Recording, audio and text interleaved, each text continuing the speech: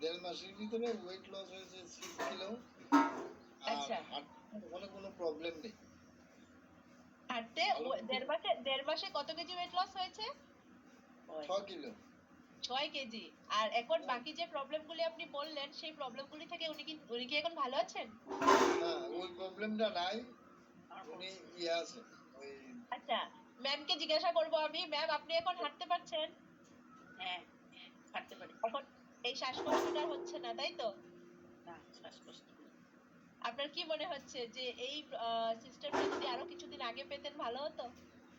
এটা তো ঠিকই, ভালো। আরো কিছুদিন আগে পেলে ভালো হতো, তাই তো? আপনাকে কেন জিজ্ঞাসা করছি, আপনি if you don't mind ma'am, আপনার বয়সটা আমি জিজ্ঞাসা করতে পারি? হ্যাঁ, কত আপনার বয়সটা? একদম। সো 60 বয়সে এসে আপনার মুখে যে 67 ইয়ার, ও মাই গড। তো 67 ইয়ার এই যে এসে যে আপনার মুখে এই হাসিটা আমি এখন দেখতে পেলাম না, আমার কাছে মনে হলো যে আমার জীবনটা ধন্য আপনার এই হাসিটা দেখে। আর এই জিনিসটা কেন আমি শেয়ার করলাম বা আপনার বয়সটা আমি কেন জিজ্ঞাসা করলাম, কারণ একটু আমি নিজেকে স্পটে আসি, তাহলে আমি শেয়ার করব। এই জিনিসটা না আমার সাথে হচ্ছিল যখন আমি 24-25 বছর বয়স